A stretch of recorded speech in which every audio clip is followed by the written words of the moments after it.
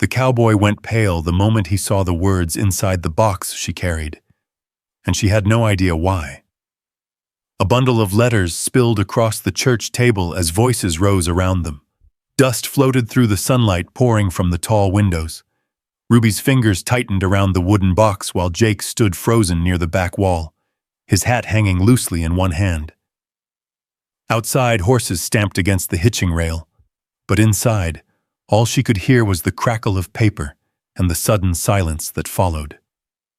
Then someone spoke Jake's name, and every eye in the room turned toward him. "Before we begin, tell me where you think those letters came from." The first thing people noticed about Ruby Ellis was that she never hurried, not after the accident. 3 years had passed since the wagon overturned on a narrow stretch of road west of Cedar Bluff. 3 years since she had stood beside a fresh grave beneath a lonely cottonwood tree and watched the last of the mourners ride away. Since then, life had grown smaller. Her little farm beside Cotton Creek needed tending. Chickens needed feeding. Fences needed mending. Firewood needed stacking before winter found its way down from the mountains. Most days, that was enough. Most nights, it wasn't. Those were the nights she reached for the wooden box beneath her bed. Inside were letters. Some were folded so many times the edges had softened. Others still carried traces of trail dust from distant places, each one signed the same way. J, that was all he ever used. A single letter. A stranger who somehow knew exactly what loneliness sounded like.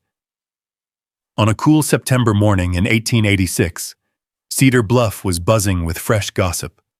A cowboy had moved into the abandoned cabin near Cedar Ridge. Folks said he worked from sunrise to dark. Folks said he barely spoke. Folks said he looked like a man trying to leave something behind. Ruby listened while buying flour from Hannah Reed's store. Then she went home. An hour later, cinnamon drifted from her kitchen. By noon, a fresh apple pie sat cooling on her table. Before she could change her mind, she wrapped it in a faded cloth and started walking toward Cedar Ridge. The cabin appeared beyond a split-rail fence. Someone had already repaired the porch. A broken shutter had been rehung. Fresh axe marks showed on a stack of pine logs beside the shed. Whoever lived here worked hard. Ruby stood at the door longer than she meant to. Then she knocked. A chair scraped inside. Bootsteps crossed the floor. The door opened. The man standing there was taller than she expected. Broad shoulders, sun-browned skin. A worn denim shirt rolled to his forearms. For a second, neither spoke. Then Ruby lifted the pie. "I heard somebody moved in," she said. Seemed neighborly to bring something. The man's eyes dropped to the pie and then returned to her face. A faint smile touched one corner of his mouth. "That's mighty kind." His voice was low, steady. Something about it felt strangely familiar. "I'm Jake Turner," he said. "Ruby Ellis." He stepped aside. "Would you care for coffee?" Normally she would have refused. Instead, she found herself nodding. The cabin smelled of fresh-cut pine and wood smoke. A coffee pot rested on the stove. Tools lay neatly arranged on a workbench. Nothing fancy. Nothing wasted. Jake poured coffee into 2 tin cups.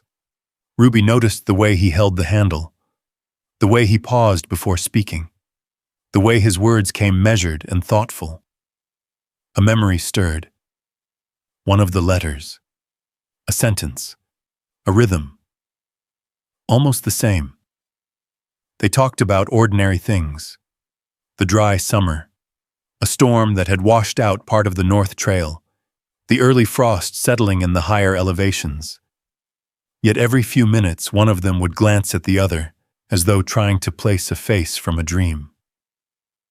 When Ruby finally stood to leave, afternoon sunlight stretched across the cabin floor. Jake walked her to the door. "Thank you for the pie," he said.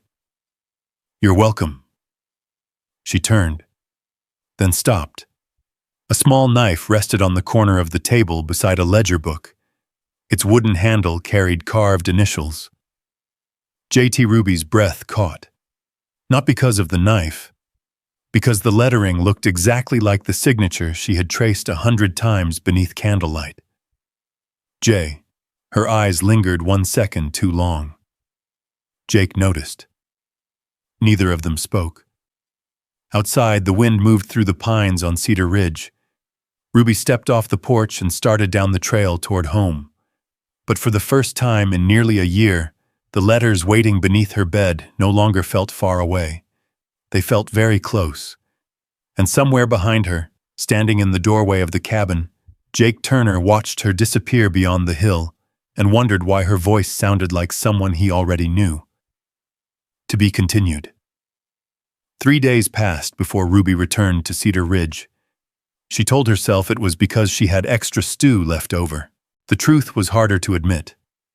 The cabin had stayed in her thoughts. The road wound through dry grass that swayed beneath a pale autumn sky. A pair of hawks circled high above the valley. Somewhere beyond the hills, cattle bells drifted faintly on the wind. Jake was outside when she arrived. He was kneeling beside a bay horse near the fence. The animal favored its front leg. "You've got trouble there," Ruby said. Jake looked up and smiled. "Looks like I do." She set down the basket she carried and crouched beside the horse. Her fingers moved carefully along the swollen joint. "Not broken," she said. "Just strained." Jake released a breath. "That's good news." Ruby mixed a simple poultice from herbs she carried in a cloth pouch. Jake watched quietly while she worked. "You always travel prepared?" he asked. "Most folks around here don't call for a doctor unless they're nearly dead." That earned a small laugh from him. The sound surprised both of them. Over the next week, small reasons kept bringing them together. Ruby patched a tear in Jake's work shirt. Jake repaired a loose board on her creek bridge. Ruby brought soup when the weather turned cold. Jake carried a sack of feed from Hannah Reed's store when he saw her wagon wheel stuck in mud outside town. Nothing important. At least that's what they told themselves. One afternoon, they stood beside Ruby's water wheel after a strong windstorm. The wooden paddles had jammed against debris carried downstream from the hills. Jake rolled up his sleeves and stepped into the shallow water. For nearly an hour, they worked side by side. Neither talked much. They didn't need to. The creek rushed around the stones. A meadowlark called somewhere across the valley. When the wheel finally began turning again, Ruby smiled before she realized she was doing it. Jake noticed. He looked away first. At Hannah Reed's store, people began noticing things too. Nothing scandalous, just small things. The cowboy who always worked alone now stopped to ask whether Ruby needed anything hauled home. The widow who usually left quickly sometimes lingered a little longer near the porch. Hannah Reed noticed everything. She said nothing. Across town, Owen Burke noticed too. The wealthy ranch owner sat outside the hotel one afternoon, watching Jake cross Main Street. "New fellow seems comfortable around Miss Ellis," he remarked. Hannah folded a receipt book closed. "He seems comfortable around everybody who treats him decent." Owen smiled. The smile never reached his eyes. Meanwhile, something else quietly grew between Ruby and Jake. Familiarity. One evening after church, candles flickered along the walls while neighbors gathered for a community supper. Ruby stood near the piano speaking with Hannah. Someone asked if she still wrote poetry. Ruby hesitated. Then she recited a few lines she remembered. Lines about mountains holding the last light of day. Lines she had once copied into a letter. Across the room, Jake froze. His plate remained untouched in his hands. He knew those words. Not because he had heard them before, because he had read them, months ago, by lantern light, hundreds of miles away. The room continued buzzing around him, but Jake heard none of it. He watched Ruby standing near the piano. For the first time since arriving in Cedar Bluff, Certainty settled over him. Ruby Ellis was the woman who had been writing to him. The woman whose letters still rested inside his saddlebag. The woman he had recognized without understanding why. And suddenly every conversation they had shared felt different, much more dangerous, because now he knew the truth, and he had no idea how to tell her. To be continued. For 2 days, Jake carried the truth around like a stone in his pocket. Every time he saw Ruby, he nearly said it. Every time he stopped himself. The timing never felt right. One morning she arrived at the cabin with a basket of biscuits still warm from the oven. Another afternoon they spent an hour repairing a section of fence where a fallen pine had crushed the rails. The words stayed trapped behind his teeth. Then trouble rode into Cedar Bluff. It happened on a gray morning when low clouds hung over the valley and the mountains disappeared behind mist. 3 riders came down Main Street. Their horses were dusty. Their coats carried the look of men who had traveled hard and far. Folks noticed. Folks always noticed strangers. Jake noticed too. He was loading lumber beside the general store when he saw them. The moment he recognized the lead rider, the color left his face. The man recognized him too. Neither waved, neither smiled. The riders continued toward the hotel. Jake finished loading the wagon without speaking. That evening he skipped supper at Hannah Reed's store and rode straight back to the cabin. Ruby noticed his absence. The next day she found him repairing the roof of the shed behind the cabin. "You missed dinner," she said. Jake climbed down from the ladder. Had work. It was the first time she had heard him answer without looking directly at her. The silence that followed felt wrong. Late that afternoon, Ruby stopped near the hotel to deliver medicine to an elderly ranch wife. As she crossed behind the stable, she heard voices. She hadn't meant to listen, but one name caught her attention. Jake. She froze. The men from the hotel stood near the corral fence. Dead Horse Pass should have finished him years ago. He knows too much. He walked away before Burke's partners could tie up loose ends. Ruby's pulse slowed. Not sped up, slowed, the way it always did when something serious entered a room. She remained hidden behind a wagon. The pieces came slowly. Dead Horse Pass, land seizures, burned grazing fields, families forced off property, men getting rich while ranchers lost everything. And Jake had been there. When she finally walked away, the sky had turned the color of cold steel. That evening she rode to the cabin. Jake was sitting on the porch with a coffee cup in his hands. He looked tired, older somehow. Ruby stopped her horse at the gate. "You were at Dead Horse Pass." Jake didn't move. For a long moment he stared into the distance. Then he nodded once. "I was." The answer landed harder because it came so easily. "You worked for them?" "I did." The wind moved through the pines. A loose shutter tapped softly against the cabin wall. Ruby climbed down from her horse. "Why didn't you tell me?" Jake looked at her. "Because there was no point hiding anymore. Because I knew this moment would come." His voice was quiet. "I knew you'd hear the name and look at me differently." Ruby folded her arms. "Then tell me the rest." So he did. Not quickly, not defensively. He told her about hauling cattle through Dead Horse Pass. About realizing too late what kind of men he worked beside. About watching one family lose their ranch after a season of pressure and debt. About leaving. Walking away, never going back. "And they think I kept records," he said. "They think I know things that could hurt powerful people." Ruby listened without interrupting. When he finished, darkness had begun settling over Cedar Ridge. The first lantern glowed inside the cabin window. Then Jake took a breath. The hardest part was still ahead. There's something else. Ruby waited. Jake looked directly at her, for the first time since they met. I know who you are. Her brow furrowed. What does that mean? He swallowed, then finally said the words. You're the woman who wrote those letters. Everything went still. The trees, the wind, the entire world. Ruby stared at him. Jake continued before courage failed him. I knew after church. His voice cracked slightly. When you read that poem.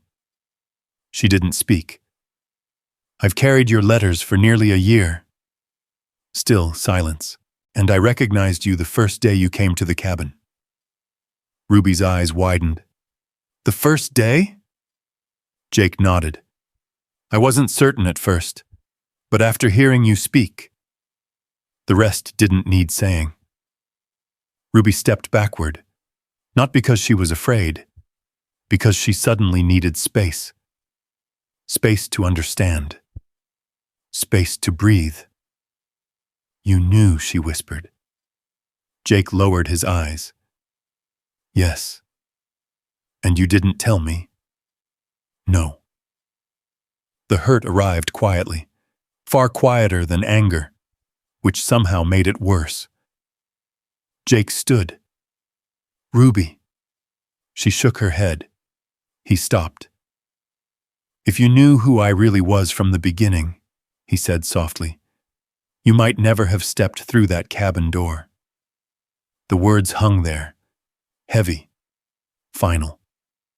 Ruby looked at him for a long moment, at the man from the letters, at the cowboy standing before her, at the stranger and the friend somehow occupying the same space.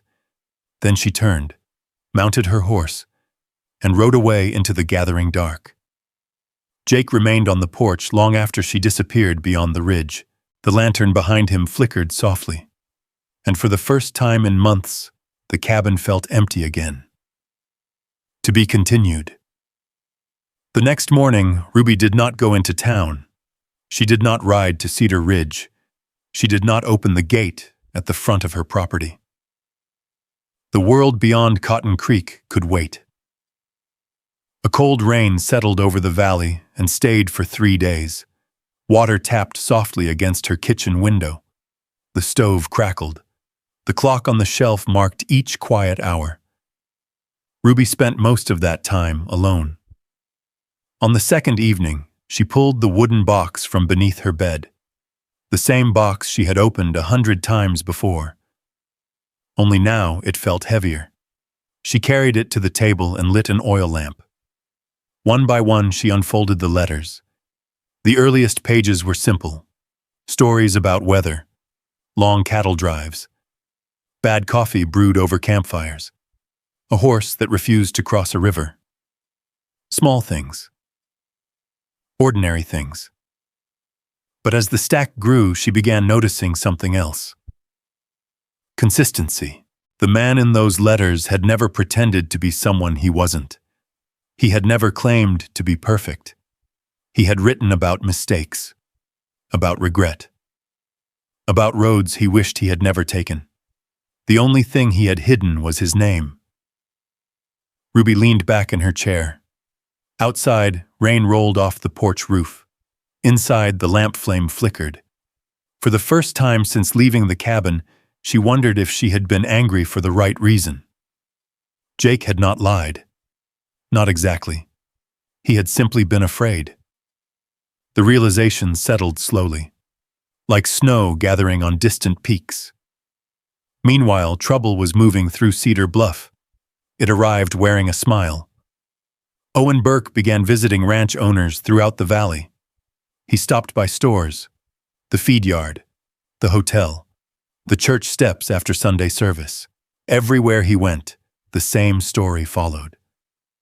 Jake Turner could not be trusted. Jake Turner had brought old trouble with him. Jake Turner had enemies for a reason. The rumors spread faster than truth ever could. Then came the fire. A hay storage shed belonging to a small ranch north of town burned during the night. No one was hurt. But by sunrise, whispers had already started. Someone claimed they saw Jake riding near the property. Someone else claimed he had argued with a ranch hand weeks earlier. By noon, Sheriff Walter Briggs rode to Cedar Ridge. Jake was repairing a fence when the sheriff arrived. Several townspeople watched from a distance. No one spoke. The sheriff unfolded a paper, asked questions, took notes. Jake answered calmly. But the look on Briggs's face told him everything. People wanted someone to blame, and he was convenient. The following day, another accusation appeared. A missing horse, then damaged fencing, then another complaint. Each one pointed toward Jake. Each one arrived too neatly, too perfectly, as though someone had prepared them in advance. Hannah Reed saw it immediately. So did several ranchers who knew Owen Burke's reputation. But suspicion is easier to spread than proof. 3 days later, Ruby finally rode into town. The atmosphere felt different. Conversations stopped when she entered the store. Men glanced away. Women lowered their voices. Hannah Reed pulled her aside. "They're going after him." Ruby's stomach tightened. Hannah explained everything. The accusations, the sheriff, the coming hearing at the church. Ruby listened without speaking. Then she went home. That evening, she opened the wooden box again. This time, she wasn't searching for memories. She was searching for facts. Dates, locations, details. The lamp burned low as she worked. Letter after letter passed through her hands. Then suddenly, she stopped. Her eyes moved back to a page, a specific date, a specific place. Jake had written about sleeping beside the Yellowstone River on the exact night one of the crimes supposedly occurred. She reached for another letter, then another, and another. Each one contained details, towns, receipts, cattle contracts, weather conditions, distances traveled. Not poetry. Evidence. Real evidence. Ruby sat perfectly still. The rain had finally stopped outside. Moonlight touched the edge of the window. For several long seconds, she simply stared at the stack of letters. Then she understood. The letters Jake had written over the past year did more than tell his story. They proved where he had been. Every mile. Every week. Every month. A slow breath escaped her. The same letters that had carried two lonely people toward each other might now be the only thing standing between Jake and ruin. Ruby carefully gathered every page, tied them together with ribbon, and for the first time since she rode away from the cabin, she knew exactly what she had to do. To be continued.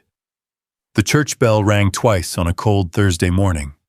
By 9 o'clock, most of Cedar Bluff had gathered inside the white wooden church at the center of town. Ranchers stood near the back wall. Store owners filled the middle rows. Farmers and hired hands crowded the aisles. Everyone had come to hear what would happen to Jake Turner.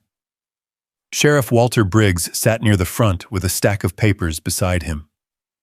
Jake stood alone near one of the windows. His hat rested in his hands. The sunlight falling through the glass caught the dust floating in the room.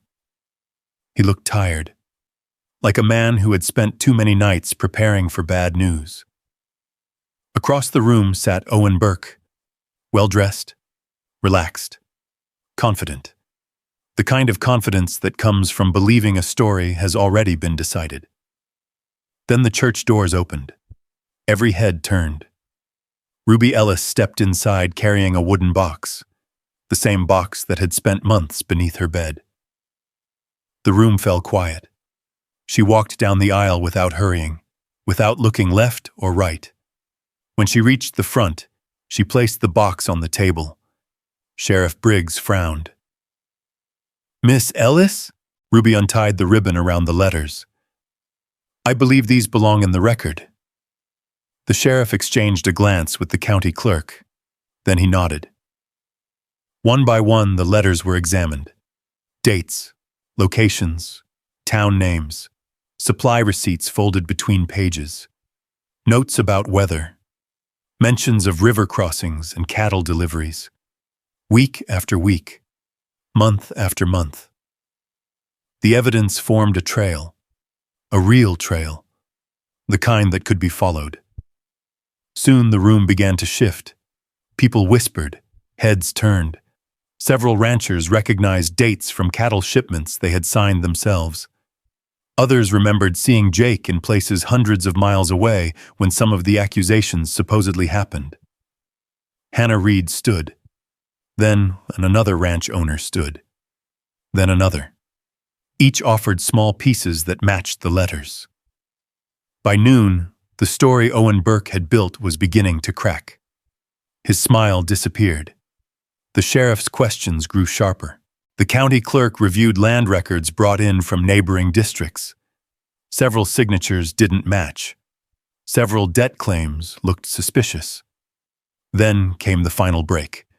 A rancher from the Northern Valley produced copies of payment ledgers tied to Burke's operations. The dates connected everything. The room erupted into low conversation. Owen rose to his feet. "This is ridiculous." No one answered. His eyes landed on Ruby. For a brief moment, frustration replaced charm. "You expect people to take the word of one woman over years of business records?" Ruby met his gaze calmly. She said nothing. She didn't need to. The letters were speaking for themselves. Jake watched from across the room. He had spent most of his life riding away from trouble, yet somehow this woman had walked directly into it for him. Sheriff Briggs finally stood. "The accusations against Jake Turner are withdrawn." A murmur swept through the church. The sheriff continued, "There is sufficient reason to investigate Mr. Burke's financial dealings and property claims." The silence afterward felt enormous. Owen's shoulders sagged. For the first time, he looked uncertain. Outside, church bells rang noon. Inside, the weight that had hung over Cedar Bluff for weeks finally began to lift. People slowly filed toward the doors. Some stopped to shake Jake's hand. Others nodded respectfully toward Ruby. Small gestures, but meaningful ones. Jake waited until the crowd thinned. Then he crossed the room. Ruby was gathering the letters back into the wooden box. Neither spoke at first. The church had become strangely quiet. Only the creak of floorboards remained. Jake looked at the letters, then at her. "You saved me." Ruby closed the lid. "No." Her voice was gentle. The truth did. For a moment, neither moved. Then Jake smiled. Not the careful smile he usually wore. A real one. The kind she had imagined many times while reading his letters. Winter passed. Snow covered the valley. Then spring arrived. The mountains turned green again. Wildflowers appeared beside Cotton Creek. One April morning, Ruby found a single envelope resting on her porch. No return address. No explanation. She already knew who had sent it. Inside was one sentence. "For the first time in my life, I don't need to write to find you." Ruby read it twice. Then she stepped outside. A horse stood beyond the gate. Jake Turner waited beside it. The morning breeze moved through the grass. In his hand was a small velvet box, worn smooth with age. "My mother's ring," he said. No speech followed. No grand promises. No crowd gathered to watch. Just two people who already knew each other's hearts long before they knew each other's faces. Ruby looked at him, at the man from the letters, the man from the cabin, the man who had finally stopped running. Then she smiled, and this time neither of them needed words, because sometimes the longest journey isn't across mountains or open prairie. Sometimes it's simply finding the courage to stay. The cottonwoods along the creek rustled softly in the spring wind, and for the first time in a very long while, Neither of them was waiting for tomorrow to begin. The end. As the sun settled behind the Montana hills and the shadows stretched across Cotton Creek, it was hard not to think about how close Ruby and Jake came to missing each other. A different choice, a different day. One unopened letter, one pie never baked, and their paths might have passed like strangers in the wind. Maybe that's why this story lingers. Because if you place yourself where Ruby stood, carrying old grief and wondering whether your best days were already behind you, you understand how much courage it takes to open the door one more time. And if you've ever carried mistakes the way Jake did, believing they would always follow you, then you know how powerful it is when someone sees the whole truth and stays anyway. Sometimes healing doesn't arrive with fanfare. Sometimes it comes quietly. A handwritten letter, a shared cup of coffee, a person who refuses to give up on you when giving up would be easier. Perhaps that's the lesson hidden in this little corner of the frontier. Love is not about finding someone perfect. It's about finding someone who knows your scars and still chooses to walk beside you. I'd love to hear from you. If you were Ruby or Jake, what part of this journey would have stayed with you the longest? And if stories like this bring you comfort at the end of a long day, I hope you'll stay a little longer. There are still more dusty roads, forgotten secrets, second chances, and heartfelt Western love stories waiting just beyond the next horizon. Until then, take care of yourself, and we'll meet again in the next story.